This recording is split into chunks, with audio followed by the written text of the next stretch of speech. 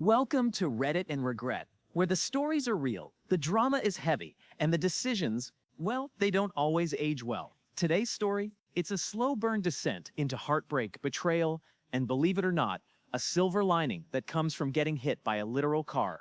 Yep, buckle up. I met my girlfriend during senior year of high school in 20. We hit it off fast. A couple months into knowing each other, we were already bonded, the kind of connection you think only happens in coming-of-age movies.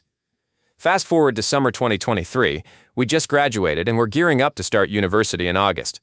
You know what's a dangerous combination? Teen hormones, no schedule, and too much free time. That summer, she ended up pregnant. Finding out in early August? Terrifying. It was like my entire life got dropped off a cliff in one heartbeat. I was 18. We were kids. But our families? They weren't taking mistake as an excuse. So we got married. January 2024. Yeah, I went from graduation cap to wedding band in under a year. And I'll be honest, biggest mistake of my life. Second biggest, thinking that was the worst part. She carried the pregnancy to term and gave birth 9 months later. But just as we started adjusting to the idea of raising a child, reality punched us in the face. The baby passed away. An undetected heart condition. Gone in a blink. We were devastated. I thought we'd pulled through the storm together, but grief does strange things to people, and some things it just reveals. Fall semester was approaching. I had transferred universities. She was doing online courses, so we decided to get our own place, a small one-bedroom apartment. It was the first time we were living on our own, fully self-sustaining. No parents, no buffer, just us. Within the first 2 months of living together, she started cheating. At the time, I was too exhausted to notice. Between commuting, university, and work, I was putting in around 65 hours a week. She, on the other hand, had a relatively light schedule. Full-time work, yes, but all her classes were online, taken from the comfort of our apartment. She had more time, more space, more opportunities. And still somehow, she had the nerve to complain that I wasn't doing enough around the house. Looking back, the signs were painfully obvious. Wrencher. She spent more and more time online, isolated herself in the apartment even when I was home. We barely touched each other anymore, and most alarming, her stance on cheating shifted from deal breaker to not that big a deal. I ignored it all, 19 and naive. I was just a kid trying to make a relationship work. She ended up cheating for 5 months straight before finally telling me. And here's where it gets twisted. I got hit by a car. No, seriously, that's not sarcasm.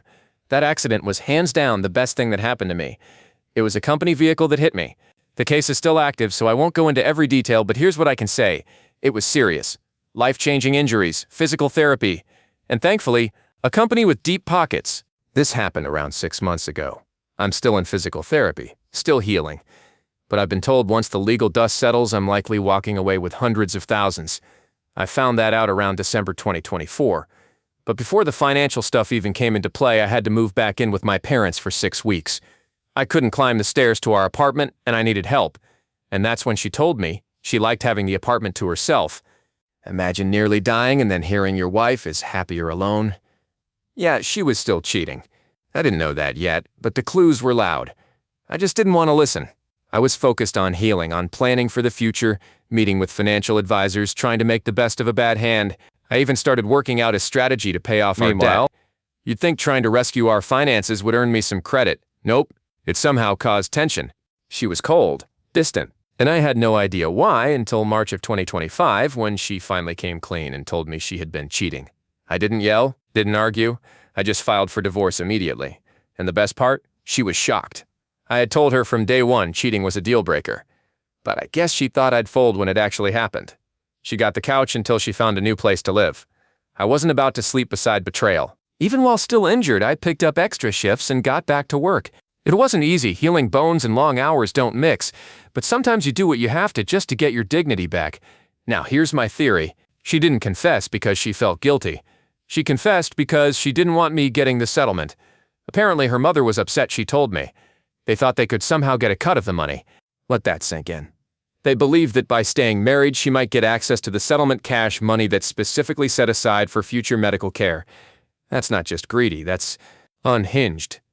Luckily, I never mixed the money, never made a joint account. I also made her sign an uncontested divorce. And get this, 2 weeks after she left, she was already sleeping around with a bunch of other guys. Yeah, problem solved itself. And to all the internet philosophers saying I should have stayed with her because I found the positive in the story, give me a break. Just because I didn't crawl into a hole and cry for a year doesn't mean I'm immature. And no, the money wasn't the win. That's just a bonus. The real win: I'm still alive, I'm healing, I've got peace, and most importantly, I'm free. If you thought that was wild, trust me, we've barely scratched the surface. We drop new jaw-dropping stories from the depths of Reddit every single week. So if betrayal, chaos, and karma are your thing, hit that subscribe button and stick around. This is Reddit and Regret, where every post is a plot twist,